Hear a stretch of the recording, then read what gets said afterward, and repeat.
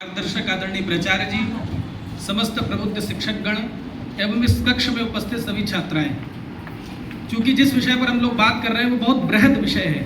बृहद भी उसके लिए बहुत छोटी चीज़ है, वो बृहत्तम विषय है। चूंकि हमारे सनातन धर्म में जो हम लोगों की प्रमुख धार्मिक पुस्तक है उसमें मेन रामचरितमानस ही हमारी मुख्य है, जिसको हम अपने दैनिक जीवन में, अपने सामाजिक जीवन में, अपने मतलब हम जिस तरीके का जीवन जी रहे हैं वो हमारे एक उदाहरण के रूप में हम उस पुस्तक को अगर लेंगे तो हमारा जीवन सार्थक बन सकता है।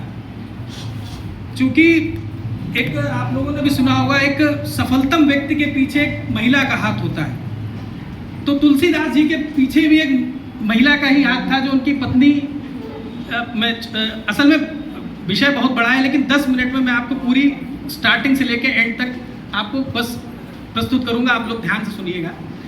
तुलसीदास जी की पत्नी का नाम किसी को पता है यहाँ पे क्या था? रत्नावली। तुलसी असल में शादी सबको पसंद है, शादी होना तुलसीदास जी को भी पसंद था।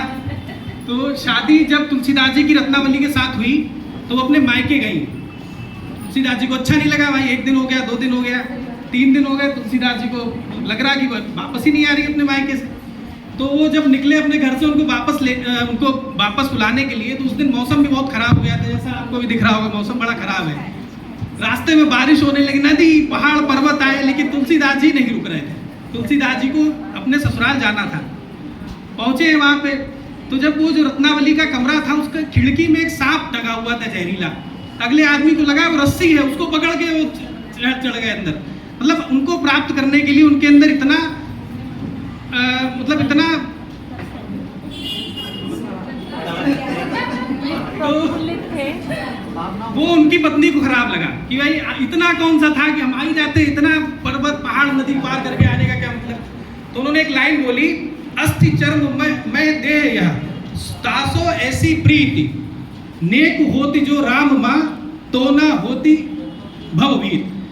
जितनी आपको इस अस्थि और चमड़े से बने हुए शरीर में इतनी आसक्ति है, अगर आपको इसी तनिक भी श्री राम के लिए होती तो आप इतने भयभीत नहीं होते जितने भयभीत होकर वो वहां पहुंचे थे। वो एक भयभीता का ही उदाहरण है। खैर उस दिन से उनका दिमाग ठीक हो गया कि नहीं, अब हमें जो है राम में अपना मन लगाना है, और उन्होंने अपनी पत्नी की तरफ मन हटाकर राम में मन लगा दिया। तो अब उन्होंने जो रामचरितमानस की रचना की उसमें 7 कांड हैं, प्रमुख क्या 7 ही कांड हैं।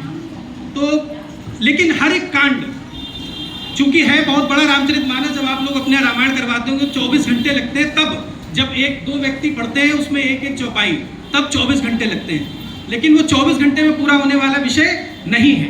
अगर हम उसको सही से देखेंगे, पढ़ेंगे तो उसमें काफ़ी समय लगेगा।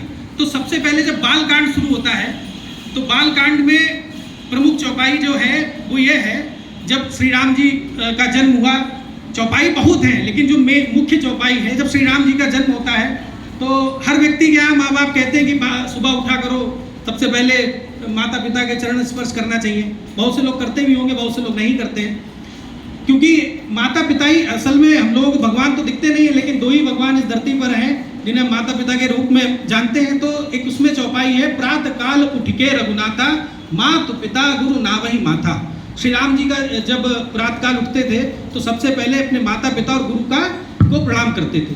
ये बालकांड की चौपाई है, और बालकांड में कई हुए, उनका विवाह भी शायद बालकांड में हुआ। उसके बाद आता है अयोध्या कांड। अयोध्या कांड की एक चौपाई है जिसमें सीता जी का राम के प्रति स्नेह दिखाया गया है। वो चौपाई के माध्यम से मैं आपको बताऊंगा। राम के प्रति स्नेह कह लो आपका, या भाई का भाई के प्रति कह लो, या माता का अपने पुत्र के प्रति कह लो।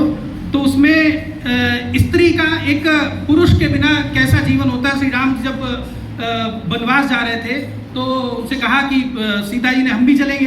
तो राम जी ने कहा नहीं, हम अकेले, वनवास तो हमें मिला है ना, आपको तो नहीं मिला। तो सीता जी ने एक चौपाई कही है उसमें, जिये बिन देह नदी बिनु नारी तैसे ही नाथ पुरुष बिनु नारी। जिस प्रकार देह के बिना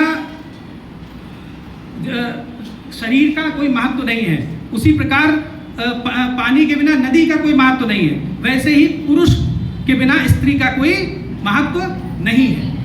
तो तब राम जी उनको अपने साथ में ले जाते हैं और पूरा वनवास उन्होंने अपने साथ में उनका पूरा किया।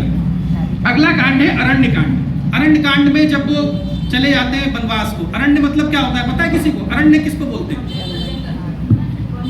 अरण्य मतलब होता है जंगल। तो जंगल में जो कुछ उनके साथ होता है वो सब उस कांड में बताया गया है। तो उसमें जब एक चौपाई है, परिहित सरिस धर्म नहीं भाई, पर पीड़ा सम नहीं अदमाई। असल में ये मुझे भी नहीं पता, जो क्वेश्चन मैं आपसे पूछना चाह रहा हूँ अगर किसी को पता हो तो बता दो, ये चौपाई किस उसमें कही गई है? परिहित सरिस धर्म नहीं भाई, पर पीड़ा सम नहीं अदमाई। किसी को जानकारी है ये क्यों चौपाई कही गई? मुझे भी नहीं पता है, इसलिए मैं पूछ रहा हूँ। पता है किसी को? परिहित इसका अर्थ पता है हमको कि दूसरे का भला करने जैसा कोई सुख इस धरती पर नहीं है। अब ये हम पता कर लेंगे, हमें तो नहीं पता है।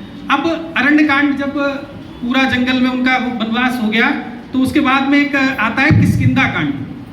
असल में अरण्य कांड जब राम जी किससे मिलते हैं? सुग्रीव से। सुग्रीव का नाम आप लोगों ने सुना होगा। तो सुग्रीव उनको वचन देते हैं कि 4 महीने बीत जान दीजिए राम जी को।